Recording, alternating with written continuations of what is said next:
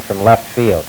I don't think I came from left field. I think I came from about 2 miles outside the ballpark. While money cannot solve all of the city's problems, it's hard to see any real improvement until there is a basic reallocation of revenue between the federal government and state and local governments. For that reason, I entered this campaign to focus attention on H.R. 11044, which would provide minimum national standards for welfare payments in every state, and which would also have the federal government reimburse the states for 90% of what they spend for welfare, just as it does for what they spend for interstate highways. The bill would shift about $4 billion a year from state and local budgets to the federal budget. It would bring about $1 billion of additional revenue to New York State, and about half of that, or almost half of that, would be passed along to New York City. I think this idea is a bit unusual in that it appeals to welfare recipients at one end of the spectrum and taxpayer groups at the other. But I happen to think there are a few other ideas on which people from all parts of the city and all walks of life can agree, and I'd like to take advantage of this platform to mention one of them. It's clear that the only way to bring about a dramatic reduction in crime is a substantial increase in the number of men on patrol, on foot, on the streets. This was demonstrated in the subways a few years ago when they began the practice of assigning a patrolman to every single train that runs at night. Subway crime went down and stayed down. The constant and highly visible presence of uniformed men on patrol is the only real deterrent to crime. But there isn't enough money in the world to hire enough policemen to have a cop on every block in the city at all hours of the day and night. The answer, it seems to me, is obvious. We have to recruit volunteers to patrol the streets and building lobbies and elevators in their own neighborhoods. It's been demonstrated time and time again that people are not apathetic, that they are willing to volunteer, they are willing to help, provided they are not alone. In World War II, many New Yorkers spent lonely hours shivering on rooftops, scanning the skies for enemy aircraft that fortunately never came.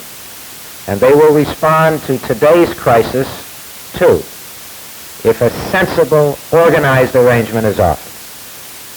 I suggest that men be asked.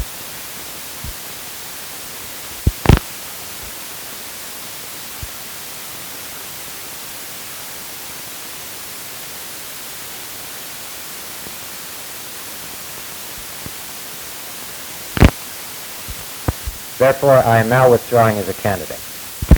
As the New York Times pointed out on Tuesday, a man who is at once innovative and practical. Thank you, John. And just want to say that very grateful to John for his support, and somehow his speech sounded like a valedictory, which it shouldn't be at all, because I want you to know that we have agreed that we are going to work together, and we're going to work together in a meaningful way. We will be spelling out in detail, probably by next week, the plan that he has outlined for a volunteer civilian patrol. Secondly, I certainly agree with him, as you know, with respect to the issue of welfare, and I have spelled out how the people of the city of New York are in fact paying over $1.4 billion in taxes into the city treasury, which they shouldn't be paying. They're only paying it because the federal government refuses to accept its responsibility. But in addition, and perhaps more importantly, we have had no discussion about that. Fortunately, Mr. Cedar is a man of independent means. There's Came to the conclusion. Work suggests you may not legally be able to withdraw without a court order. What are your plans in that light? As I understand the situation, challenges were filed last night just before the midnight deadline. We do not intend to resist those challenges. Resisting them would involve some harassment and perhaps loss of days' pay to people who signed our petitions in good faith. We don't want to see that kind of thing happen. It is true, as I understand it, that a technical deadline for withdrawal has passed, but we think we can effectively withdraw by not contesting these challenges. Now, I might say that if nothing else works, official punishment.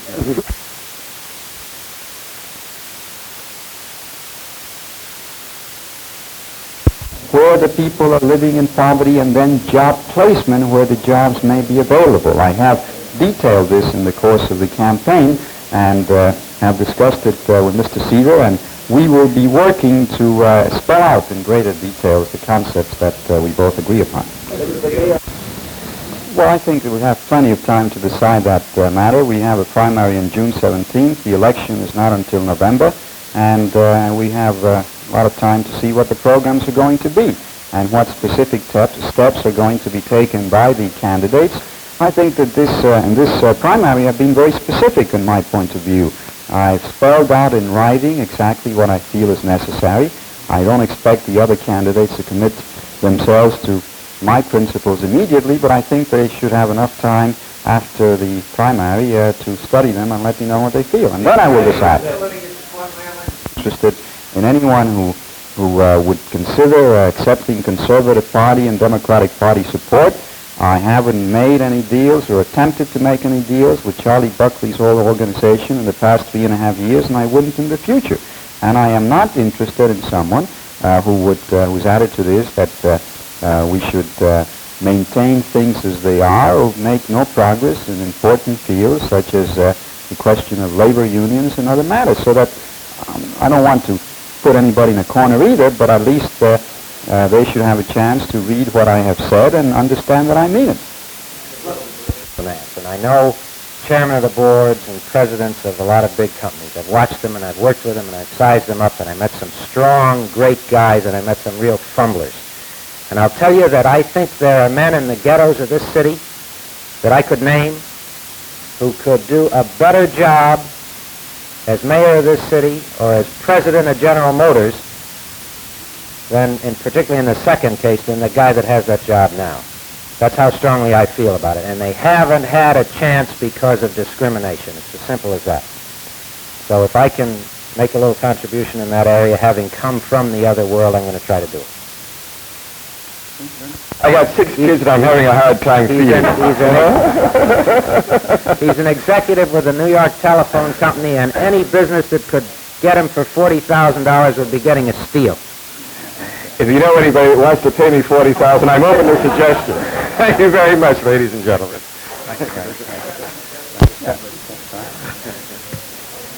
I was going to ask you, how come you're not working for Nixon? But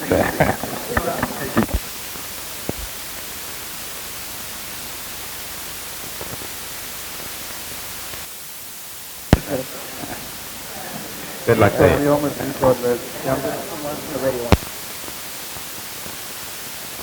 Yesterday, after about 48 hours of sweating over it, that it didn't make any sense for us to stay in. After we decided that, we went on to the next question, which was how to withdraw and whom to support. And that was decided yesterday afternoon before we talked to Mr. Badillo. There were no commitments asked and none given. Now, since that terminates my short and happy career as a public figure, you may not be interested in anything else I have to say. But if you are, let me say that I've had an unusual opportunity in the last 10 days to observe, talk to, and appraise the other 5 candidates who remain in the Democratic race. I've seen them at first hand. I have learned their views.